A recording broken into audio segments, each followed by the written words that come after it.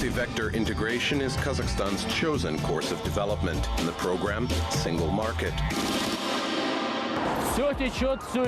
Everything is moving and changing.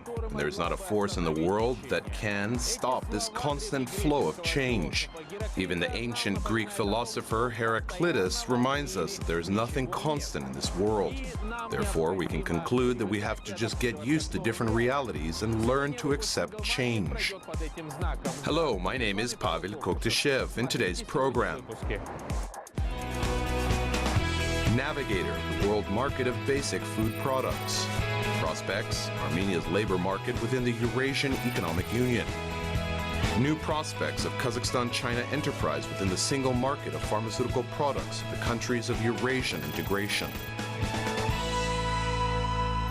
The market of food products is quite complex. It is susceptible to all winds of change, from weather, correlation of supply and demand, to innovations in the agro-industrial sector. Our analyst, Alexander Galiev, brings us the report on the current situation on the market of basic food products. The market of food products is going through a rough period. In August of 2015, the food price index of the Food and Agriculture Organization of the United Nations averaged 155.7 points. This is the most rapid fall in August prices since 2008. The reasons: supply exceeding demand, falling prices of energy resources, reaction to the slowdown of the growth of China's economy, which can be followed by a fall in consumption. The most drastic fall was in the category of grains. The food price index of grains averaged 154.9 points. This is 15% lower than last year's indicator. According to FAO, this decrease in the index average was caused by the fall in the prices of corn. The market of corn is affected by good harvest forecast in US and Brazil. By the way, in the first 10 days of October at the Chicago Stock Exchange, the price of corn fell by 15.75 cents to $3.83 per bushel, or by 4%, $150 per ton. Concerning the world wheat market, the situation is ambiguous. In London, quoted prices rose by 2.3%, in Paris by 0.8%, and in Chicago the drop was 3.2%. In the US, in the first 10 days of October, wheat prices on the Chicago Exchange fell by 16.75 cents to almost $5.1 per bushel, or by more than 3%, $187 per ton. The sugar market also suffered a fall in the price index. In August, this indicator averaged 163.2 points. This is 10% lower than the previous month's level.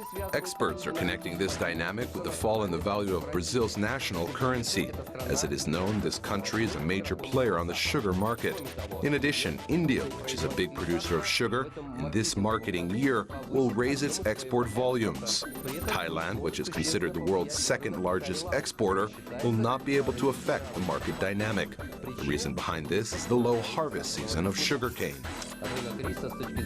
The rice market in terms of supply remains quite stable. The volume of world trade, according to analysts, including in this marketing year, will reach 42 million tons. Last season's sales reached 42.8 million tons. 43 миллиона тонн. На этом все. С вами был Александр Галиев. Увидимся в Single Market. As it is known, the Eurasian Economic Union gave a green light to the free movement of goods, services, capital, and labor. And the most clear and accessible market, which serves the interest of the citizens of Eurasian integration member countries, is a single labor market. This is quite logical. The movement of labor force began long before the establishment of the Economic Union. This process went through collisions, which limited the market's development.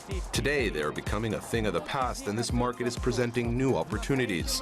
Our correspondent in Yerevan, Elena Kazaryan, brings us the details about these new opportunities, with the example of Armenia's labor market.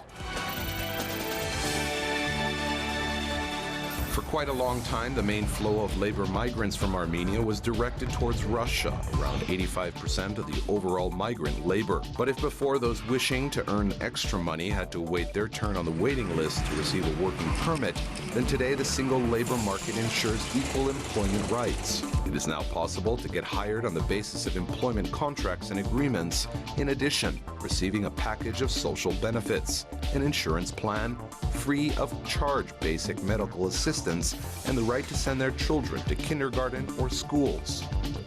New opportunities and grand perspectives that the citizens of Armenia now have after January 1st, 2015 were actively discussed in social and political circles, way before the official entrance of the country into the Eurasian Union. At that time, some experts expressed worry that free movement of labor force may lead to another great wave of labor migration and result shortage of qualified personnel in Armenia. However, these forecasts did not come true. According to the results of 2012 to 2014, on average 225,000 citizens of Armenia annually left the country in early spring and came back in late fall. According to preliminary calculations, at this moment, this number barely reaches 150,000. From the beginning of this year, direct money transfers from Russia to Armenia decreased by about 25%. One of the reasons is that Russia's government demanded that employers legalize labor force.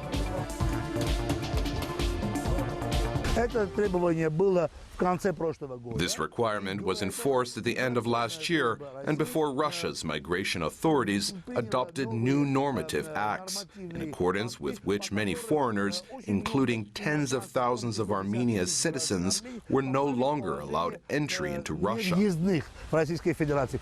The global geopolitical standoff between the West and Russia also had a negative impact on the development of integration processes of the Eurasian Economic Union, including the free movement of labor force. The so-called sanctions war and the new wave of the global economic crisis that followed it impacted practically all the countries of the world. On the territory of Russia, income levels of not only Russians but also labor migrants decreased. As a result, thousands of Armenia's citizens returned home, unsuccessful in their efforts to find their place under the sun. Here they are provided with assistance and integration, with the aid of special professional development programs, or with opportunities to learn new skills that are in demand on the market.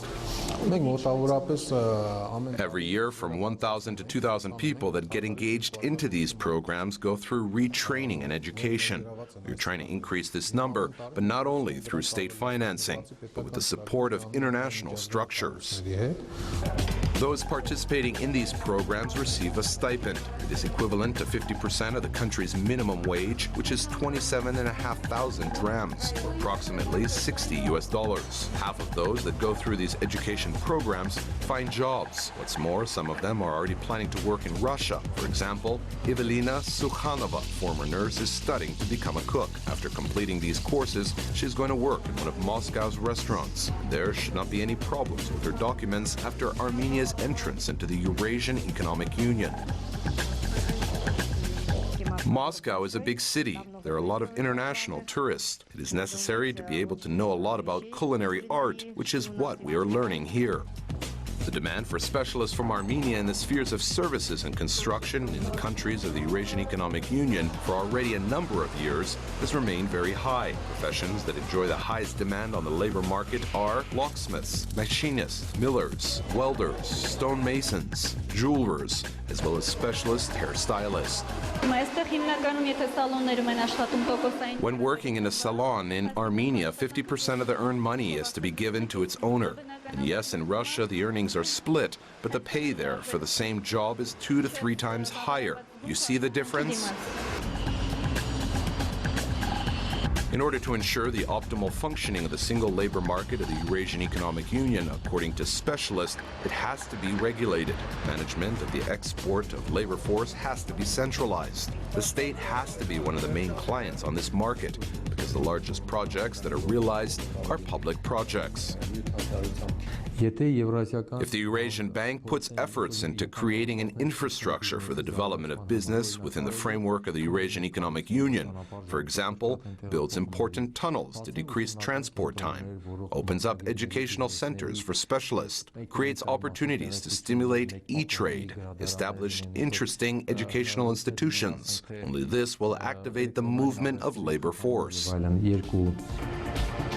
According to official data, the unemployment level in Armenia today stands at almost 20%. Approximately 52% of its young people continue to work outside their area of expertise. If we do not count the number of the so-called self-employed, then about 480,000 people are officially registered on the labor market. But overall, the number of persons able to work is 4 times that figure. With this state of affairs, it can be presumed that Armenia's citizens have all the chances to realize their labor potential in the countries of the Eurasian Economic Union, first and foremost in Russia, Kazakhstan, and Belarus. The period set for this is 1.5 to 2 years. That is when, according to experts, a new wave of economic development and a rise in demand for qualified personnel is to be expected in the countries of the Eurasian Economic Union. С 2016 года фармацевтический рынок ЕС будет работать. From 2016, the pharmaceutical market of the Eurasian Economic Union will be unified. This means that enterprises working in this sector, on the one hand, will be challenged to test their endurance, and on the other, will have new opportunities open up before them.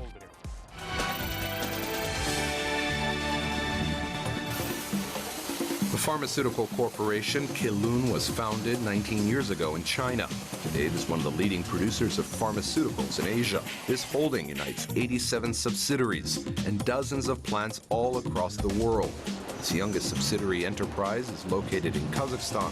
$50 million were invested into its construction. Это совместное казахстанско-китайское предприятие. This joint Kazakhstani-Chinese enterprise with a total area of 19,000 square meters is located in the Almaty region. Here, injections as well as medicinal, anti-tumor, and heart disease drugs are produced. The plant has 2 operational production lines. The first has a capacity of 100 million items per year. It's used to manufacture injections in polypropylene bottles. The second is also used for the production of those same injections, but only in glass ampoules. Its capacity is 20 million ampoules per year. We produce 23 types of medicinal products, including sodium chloride, dextran, ofloxacin, glucose, and others. Almost all the raw materials are supplied from China, and the packaging materials are produced in Kazakhstan. Special attention is paid to quality control of the produced injections. They're tested for acidity and alkalinity. Indicators are added to glass tubes with 10 millimeters of water.